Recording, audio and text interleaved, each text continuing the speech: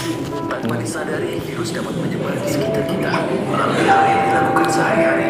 Virus tersebut dapat menular secara berantai, mulai dari satu orang ke orang yang lain, lalu ke orang lainnya lagi, hingga dapat menular ke banyak orang. Kita dapat mencegah penyebaran virus. Tutup hidung dan mulut ketika batuk atau bersin.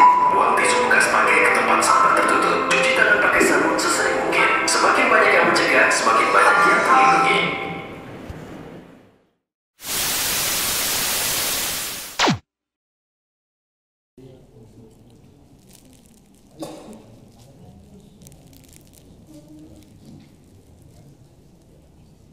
Bagaimana kita menangani COVID-19. Nah, sesi kedua ini secara kesehatan tinjauannya seperti apa ya. Jadi jamaah Nurul Jannah dapat komplit, secara agama dapat, secara info kesehatan juga dapat ya. Dan kita berdoa mudah-mudahan jamaah sehat semua ya, tidak kena virus COVID. Mudah-mudahan kita tak kena virus cinta masjid gitu kan. Baik. Alhamdulillah depan kita telah hadir dari tim Puskesmas Kecamatan Kelobang, karena tugas diinstruksikan seluruh puskesmas tenaga kesehatan harus sosialisasi ke masjid dan ke gereja dan ke sekolah untuk mengantisipasi wabahnya COVID-19. Baik, pada masa waktu dan tempat kami persilakan. Bismillahirrahmanirrahim. Assalamualaikum warahmatullahi wabarakatuh.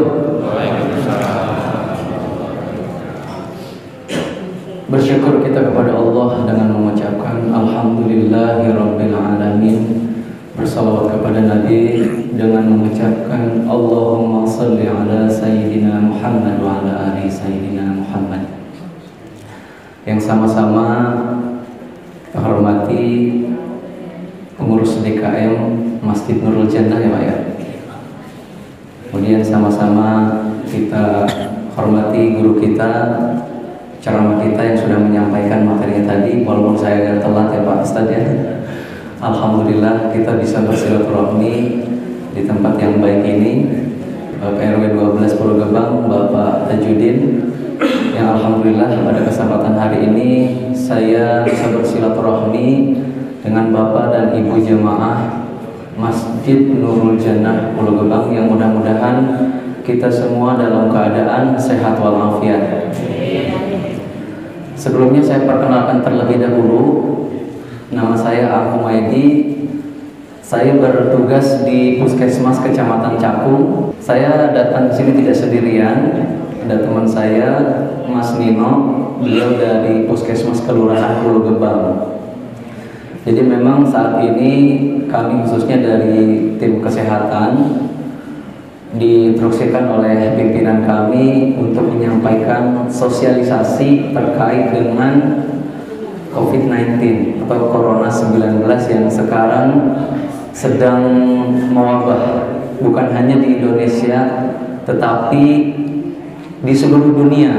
Dan ini memang menjadi fokus utama kita, bagaimana caranya untuk mensosialisasikan kepada seluruh masyarakat terkait dengan pencegahan. Mungkin kalau kita lihat berita-berita itu sangat cepat sekali terkait dengan wabah ini. Tapi alhamdulillah, mudah-mudahan khususnya RW 12 Pulau Gebang, Bapak dan Ibu yang hadir di sini dengan niat yang baik nantinya bisa menyampaikan kepada keluarga kita, minimal keluarga kita, keluarga terdekat kita, kemudian tetangga kita ataupun saudara-saudara kita. Kita petugas kesehatan adalah garda terdepan Pak. Kita yang langsung berhadapan langsung dengan orang-orang yang memang sudah terinfeksi. Mungkin ada juga perawat ataupun dokter yang sudah terkena. Artinya kita ingin Bapak dan Ibu khususnya RW 12 umumnya Kecamatan Cakung dan DKI kita bisa kita aman, tidak terkena virus ini. Jadi memang saya sendiri merasa terkait dengan wabah ini sangat benar-benar prihatin, dan memang kita harus benar-benar mencegah dan mewaspadainya. Jadi jangan terlalu menganggap sepele juga. Kita khawatir boleh, tapi jangan terlalu berlebihan. Khawatir boleh. Memang ada yang mengatakan kita nggak usah takut, mati itu sudah ada takdirnya.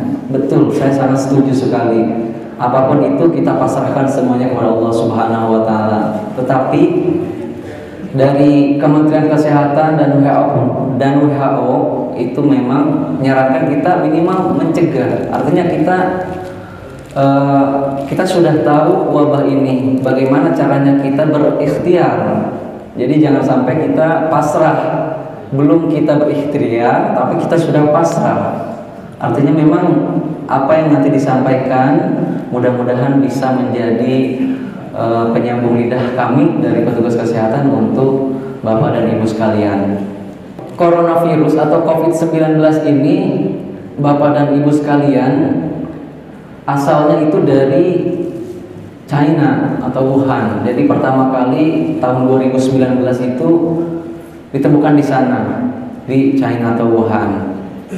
Nah, adapun gejala-gejalanya, biasanya gejala umumnya itu adalah dari flu biasa, kemudian bisa menjadi juga radang paru sampai menimbulkan sesak napas dan juga bisa menyebabkan kematian. Nah, ini gejala-gejala yang memang sering terjadi jika ada pasien yang memang sudah terindikasi. Nah, bagaimana kita cara mengatasinya? Yang pertama, kita harus menjaga pola hidup kita, pola hidup bersih dan sehat. Nah, untuk sementara ini memang belum ada vaksin yang menganti obat ini, menyembuhkan obat ini, belum ada vaksin. Tetapi insya Allah kita bisa menjaga diri kita, keluarga kita dengan cara-cara nanti yang akan saya sampaikan. Sekilas saya akan buka video ini dari Kementerian Kesehatan. Tanpa disadari, virus dapat menyebar di sekitar kita melalui hal yang dilakukan sehari-hari. Virus tersebut dapat menular secara berantai, mulai dari satu orang ke orang yang lain, lalu ke orang lainnya lagi, hingga dapat menular ke banyak orang. Kita dapat mencegah penyebaran virus. Tutup hidung dan mulut ketika batuk atau bersin.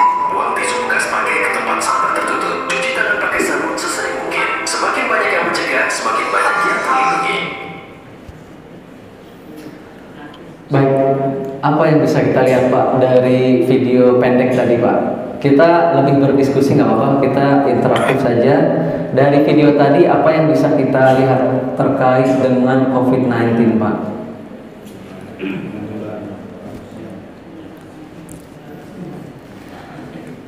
Jadi yang pertama, jika kita batuk pilek dan lain sebagainya, nah diharapkan kita batuknya harus batuk yang beretika. Batuk yang beretika itu seperti apa? Tadi yang dicontohkan, kita harus memakai tisu ya Pak, tisu. Jangan kita batuk biasa kayak gini, karena jaraknya itu kurang lebih 1 sampai dengan 2 meter. Yang batuk kita nggak tahu ini yang terinfeksi atau tidak. Oleh sebab itu kita harus menjaga jarak. Kemudian yang batuk harus seperti apa tadi caranya? Batuk dengan menggunakan tisu. Kemudian tisunya kita buang di tempat sampah. Jangan sembarangan, karena si virus itu masih bisa menularkan. Kemudian bagaimana kalau misalkan tidak punya tisu? Bisa menggunakan siku tangan kita seperti ini. Di sini ada yang batuk Pak?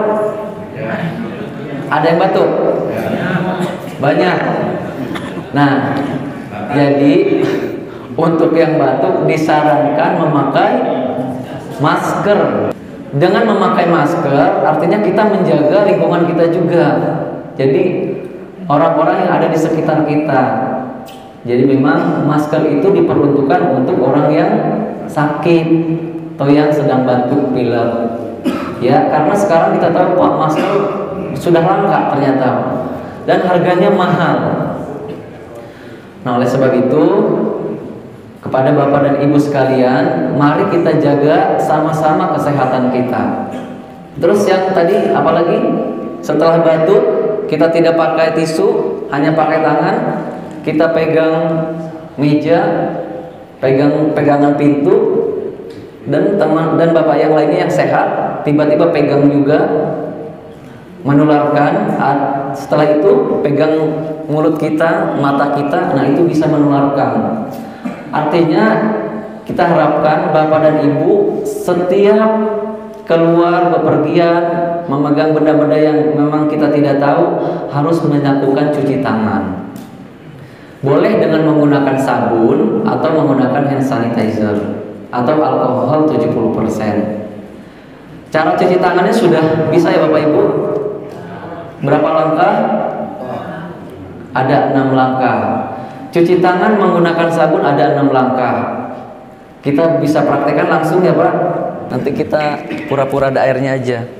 Jadi salah satu cara kita untuk mencegah agar virus corona ini tidak terinfeksi kepada kita salah satunya dengan menjaga pola hidup bersih kita, pola hidup sehat dan bersih. Yang pertama adalah cuci tangan. Cuci tangan itu ada bisa menggunakan 2 cara, dengan menggunakan sabun atau hand wash. Yang kedua bisa dengan menggunakan hand scrub atau bisa dengan alkohol 70%. Saya selalu bawa ini Pak. Saya nggak boleh menyebutkan merek ya Pak ya. Jadi memang penting karena kita nggak tahu yang saya pegang tadi ya, kita nggak tahu ya. Tetap kita antisipasi. Jadi saya selalu bawa ini. Caranya ini dengan menggunakan alkohol berbasis alkohol. Nanti kita praktekkan ya Pak. Taruh ini kita menggunakan sabun ya Pak ya. Menggunakan sabun yang pertama kita gosok telapak tangan kita Pak. Kalau menggunakan sabun hitungannya sampai 6 kali. 1, 2, 3, 4, 5, 6. Ini telapak tangan kita. Yang kedua punggung tangan kita. 1, 2, 3, 4, 5, 6. Kemudian yang sebelah kanan 1, 2, 3, 4, 5, 6. Kemudian sela-sela jari. Sela-sela jari 1, 2, 3, 4, 5, 6. Kemudian kunci jarinya seperti ini. 1, 2, 3, 4, 5, 6. Setelah kunci jari jempol kita Pak seperti ini. Diusap jempol kitanya, bukan begini-begini ya Pak. Diusap seperti ini, ya. Seperti ini sampai 6 kali juga. Kemudian ganti sebelah kanan sama seperti ini. Ntar soalnya kalau misalkan saya salah, ini masuk kamera kan? Masuk ya. Iya, harus benar seperti ini. Kemudian yang terakhir ujung-ujung jari kita. 1, 2, 3, 4, 5, 6. 1, 2, 3, 4, 5, 6. Nah kurang lebih seperti itu cara mencuci tangan yang benar 6 langkah dengan menggunakan sabun. Bisa kita coba Pak. Habis itu boleh makan Pak. Dari cuci lagi Pak, habis itu boleh kita makan. Jadi 6 langkah. Kalau menggunakan hand scrub nggak harus sampai 6, 4 kali aja hitungannya. Jadi cukup 4 kali, 40 detik dan 60 detik. Kalau 60 detik itu dengan menggunakan sabun. Oke, boleh dipraktekkan Bapak. Yang pertama kita simulasikan, misalkan air udah kita tuangkan sabunnya di sini, kita gosok-gosok ya Pak ya. 1, 2, 3, 4, 5, 6. Kemudian punggung tangan 1, 2, 3, 4, 5, 6. Yang sebelah kanan 1, 2, 3, 4, 5, 6. Sela-sela jari 1, 2, 3, 4, 5, 6. Kunci jari 1, 2, 3, 4, 5, 6. Jempolnya apa sekarang? Jempolnya 1 dipegang dulu, 2, 3, 4, 5, 6. Itu lagi 1, 2, 3, 4, 5, 6. Kemudian ujung-ujung jarinya 1, 2, 3, 4, 5, 6. Terakhir 1, 2, 3, 4, 5, 6. Insya Allah tangan kita sudah bersih. Sebetulnya saya ada lagunya Pak. Lagunya seperti ini. Baca bismillah niat cuci tangan. Prok ya. Yang pertama kita gosok telapak tangan, yang kedua punggung tangan, yang ketiga sela jari, yang keempat kunci jarinya, yang kelima kita gosok ibu jari. Tadi ibu jari ya. Yang keenam kita gosok ujung jari. Tangannya sudah bersih, mari kita berdoa. Jangan lupa baca hamdalah. Kayak gitu Pak. Itu lagunya biar ingat. Tapi tetap ya Pak ya, prinsipnya sama, 6 langkah. Jangan sampai pakai lagu ini mah cuma sekali aja. Karena ngikutin lagu, jangan ya. Itu untuk memudahkan kita aja biar ingat. Caranya seperti itu. Jadi bisa pakai sabun dan bisa pakai hand scrub atau alkohol. Kenapa harus cuci tangan Pak? Terus setiap kapan kita cuci tangan? Sebelum makan, habis makan, habis memegang benda-benda yang kita nggak tahu bersih atau tidak. Karena kita nggak tahu yang kita pegang itu bersih atau tidak. Kalau bisa sesering mungkin kita cuci tangan. Ya, sesering mungkin kita cuci tangan. Karena kalau misalkan kita tidak cuci tangan, kita makan, kita pegang benda-benda yang tadi, takutnya menularkan kepada kita. Dan memang dianjurkan itu hindari kurangi bersentuhan langsung. Nah ini juga yang menjadi dan arahan gubernur juga sebetulnya. Jadi memang hindari bersentuhan langsung. Itu bagaimana caranya? Silahkan. Kalau bisa boleh bersentuhan, tapi habis itu cuci tangan lagi Pak. Bersentuhan boleh, tapi cuci tangan. Tapi lebih baiknya hindari bersentuhan langsung. Seperti itu. Itu untuk cuci tangan. Yang kedua, PHBS-nya apa? Memakai masker. Memakai masker untuk siapa Pak? Untuk yang sehat atau untuk yang sakit? Yang sakit. Jadi yang sakit kalau bisa memakai masker. Jadi pemerintah memang sangat cepat sekali karena menghindari penyebaran ini. Mungkin kalau Bapak lihat di web corona.jakarta.go.id, sudah ada yang pernah buka? Nah coba silahkan dibuka Pak. Itu perkembangan cepat sekali. Hari Kamis itu yang saya lihat yang sudah terinfeksi kalau nggak salah 34. Hari Jumatnya 50% Pak. Jadi memang si virus ini kita nggak bisa ngelihat, nggak kelihatan Pak. Karena partikelnya kan kecil ya, nggak bisa kelihatan. Oleh sebab itu salah satunya tadi kita dengan menjaga cuci tangan kita. Kalau kelihatan mungkin kita udah waspada nih, oh ini ada virus nih, kita udah pede. Tapi karena ini tidak kelihatan dan penyebarannya sangat masif, jadi mau tidak mau, suka tidak suka, kita harus menjaga pola hidup bersih kita. Seperti itu. Bukan hanya sekolah Pak yang ditutup, tempat wisata pun sekarang ditutup, tempat rekreasi. Itu memang pemerintah DKI khususnya sangat serius sekali dan pemerintah pusat juga sangat serius sekali menghadapi virus ini. Jadi si virus ini Pak nggak memandang dia Pak, dia kaya, dia miskin, dia ustadz, dia orang kesehatan. Kalau daya tahan tubuh kita lagi rentan, itu bisa kena Pak. Jadi nggak pilih-pilih virusnya. Pokoknya yang daya tahan tubuh kitanya rentan, kurang, imunitas kita tubuh kurang, itu bisa kita kena. Jadi memang harus waspada. Bahkan ada anak yang usia 2 tahun. Karena memang kalau masih kecil, daya tahan tubuhnya itu masih rentan. Nah oleh sebab itu kita yang sudah dewasa, orang tua, bagaimana caranya membentengi tubuh kita dengan cara tadi, pola hidup bersih dan sehat. Ya Pak ya, kita tidak usah takut sama virus ini Pak, tidak usah takut. Tetapi kita tetap waspada dengan menjaga hal-hal yang saya sampaikan tadi. Gejalanya tadi demam. Demamnya itu biasanya lebih dari 38 derajat Celcius atau sama dengan 38 derajat Celcius. Kemudian ada batuk pilek. Setelah itu gangguan pernapasan, sakit tenggorokan, sama badannya lemah, letih dan lesu. Tanda-tandanya.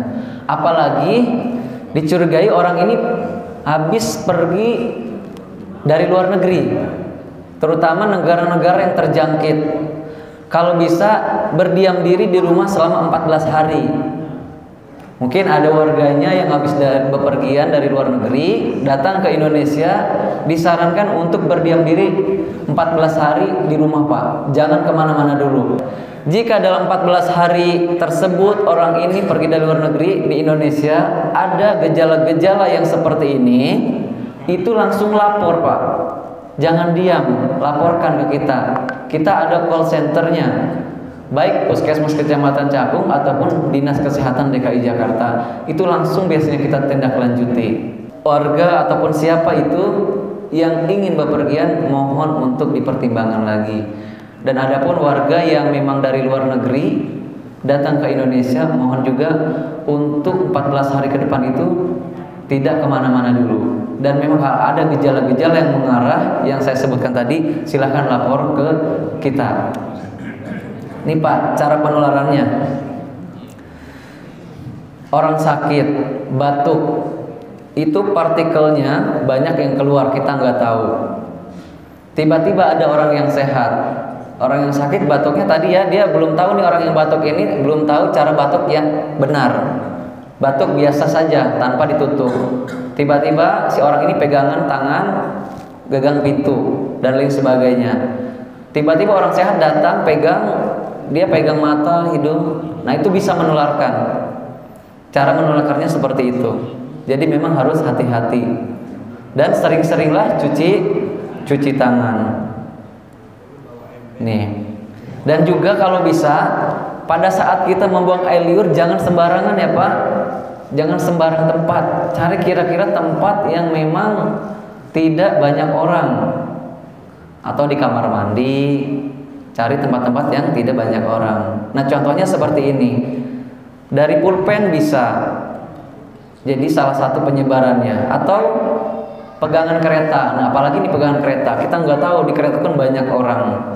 Nggak tahu dari orang mana nih bisa menyebabkan. Cuman kita hanya sekarang bisa mewaspadai diri kita dengan langkah-langkah tadi. Nah, kalau naik tangga juga kalau bisa nggak usah dipegang Pak, nggak usah pegangan. Tuh Pak, contohnya bagaimana virus bisa menular dari orang yang batuk tadi, yang batuknya tidak benar, dia pegangan pintu. Kemudian ada yang sehat dia pegang, itu bisa menularkan ataupun berjabat tangan. Nah, ternyata si virus ini kalau di permukaan itu Pak kurang lebih 24 jam Pak bertahannya. Kan lama ya, 24 jam itu kalau di permukaan. Memang virus ini tidak menularkan lewat udara, tapi dia lewat permukaan. Kalau kita pegang tadi. Kemudian kalau di tempat yang dingin dia tidak lama Pak. Yang agak panas paling 3 jam dia bertahannya. Seperti itu. Nah, salah satunya tadi sudah saya sampaikan, cuci tangan 6 langkah juga sudah. Nah, etika batuk tadi Pak, gunakan masker, tutup mulut dan hidung dengan lengan atas bagian dalam. Sudah kita praktekkan tadi. Ataupun dengan tisu, dan buang tisunya di tempat sampah. Masker itu ada 2 warna ya Pak. Ada 2 warna kalau masker yang bedah. Jadi jenis masker sebetulnya banyak. Ada masker bedah, ada masker N95. N95 itu lebih mahal, dia lebih tebal, seperti mangkuk. Nah, masker yang biasa itu sudah juga efektif juga, masker bedah. Ada warna hijau di bagian depannya dan warna putih. Nah, warna putih itu teksturnya lebih halus dibandingkan yang warna hijau di bagian depan. Cara memakainya jangan terbalik ya Pak. Saya pernah melihat ada orang yang pakai masker warna hijaunya tuh di dalam. Kenapa? Karena yang hijau itu kan teksturnya kasar, bisa aja mengiritasi mukosa yang ada dalam mulut kita. Dan juga urutan-urutannya itu kan ada kayak semacam sela-sela gitu ya Pak ya. Sela-selanya di masker, nah itu berfungsi juga Pak. Jadi nggak sembarang pakai juga. Nah, dan yang putihnya itu dipakai harusnya di dalam. Dia teksturnya lebih lembut, dia bisa menjaga. Di atasnya itu ada semacam seperti kawat. Ada ya Pak ya? Semacam kawat. Nah, itu yang dipakai di atas di hidung. Jangan terbalik juga. Yang kawat yang dipakai di bawah. Ya. Jadi posisinya harus benar juga. Nah, itu kita tekan aja di hidung. Kalau yang hidungnya mancung itu gampang Pak, plek langsung terbentuk. Jadi seperti itu. Setelah itu kita tutup dan yang di bawahnya kita sampai ke sini sampai ke dagu. Jadi memang rapat. Jangan sampai ada yang pakai masker dia hanya lehernya aja yang dimaskerin. Pernah lihat nggak Pak? Atau keningnya yang dimaskerin Pak? Makanya di sini. Jadi memang masker itu dipakai di sini di area mulut kita. Jangan sampai terbalik. Dan juga masker ini hanya dipakai 1 kali saja. Jangan karena mahal, hemat, dicuci lagi, dijemur, dipakai lagi, cuci lagi, jemur, jangan. Masker ini masker disposable, hanya sekali pakai. Dan jika sudah dipakai, cara membuangnya juga harus benar Pak. Jangan kita buang asal-asalan. Kalau bisa dirobek dulu, yang putihnya kita lipat. Tadi kan ini yang putih kita lipat seperti ini, digulung, diikat, kan ada talinya, kemudian kita ikat dan buang. Nah, takut ada orang yang iseng, dia ambil karena sekarang lagi mahal, dicucilah sama dia, dikeringin lagi. Jadi menghindari hal-hal seperti itu. Jadi harus benar cara membuangnya. Ada masker yang lebih mahal N95, tapi nggak usah, itu terlalu mahal. Itu biasanya untuk petugas-petugas yang memang langsung kontak dengan si pasien tersebut dan memang memakai alat lengkap seperti astronot. Nah itu memang alat pelindung diri kita seperti itu. Karena kalau tidak memakai seperti itu, resikonya sangat tinggi sekali. Dan sebetulnya masker ini nggak perlu masker yang tadi masker bedah yang sekali pakai. Untuk yang sehat bisa menggunakan masker kain, boleh. Masker kain pun boleh. Tapi dicuci setiap hari. Jangan tidak dicuci. Jaga diri dan keluarga Anda dari virus corona dengan germas. Germas itu gerakan masyarakat hidup sehat. Yang pertama yaitu dari makan makanan yang bergizi dan seimbang. Perbanyak makan buah dan sayur. Ya, jadi memang kalau bisa makanan sekarang kita masak aja sendiri, Pak. Ya, kemudian apa? Olahraga yang teratur. Jadi jangan sampai kita tidak lupa olahraga ya, Pak. Karena dengan berolahraga aliran darah kita, badan kita semuanya bergerak. Artinya mudah-mudahan badan kita tetap fit. Seperti itu. Cuci tangan dengan pakai sabun sudah tadi. Kemudian jaga lingkungan kita, Pak nih. Jaga lingkungan kita agar sehat. Karena kalau lingkungan kita sehat, insya Allah mudah-mudahan virus itu tidak datang. Di mana contohnya Pak? Di rumah kita. Kemudian di mana lagi? Di wilayah kita. Bahkan di masjid kita ini Pak. Nanti ada saya tampilkan dari Dewan Masjid Indonesia. Dan kemarin juga saya lihat yang terbaru Bapak Yusuf Kala, dia sudah membuat program. Nanti saya sampaikan di sini ada.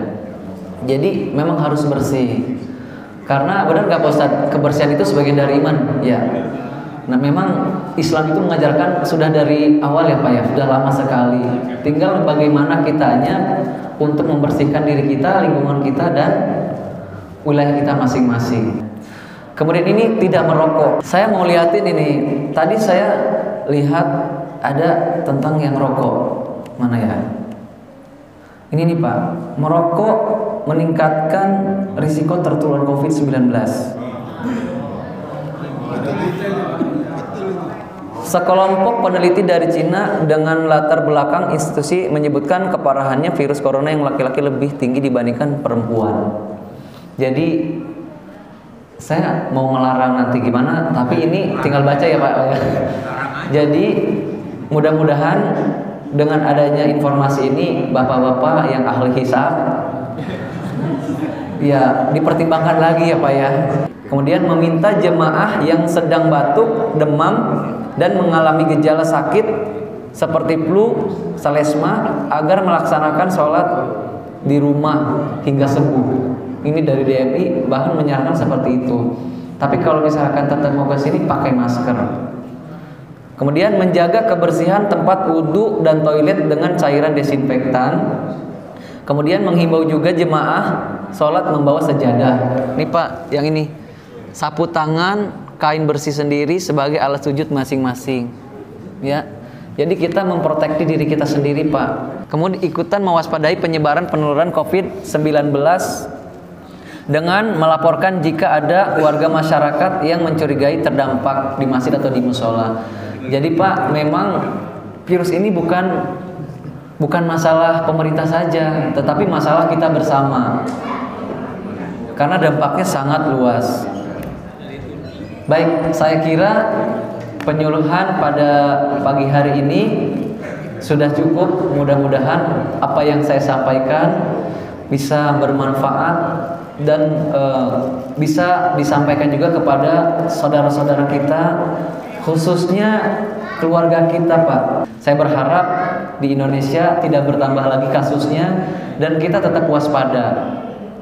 Jangan terlalu panik, waspada boleh.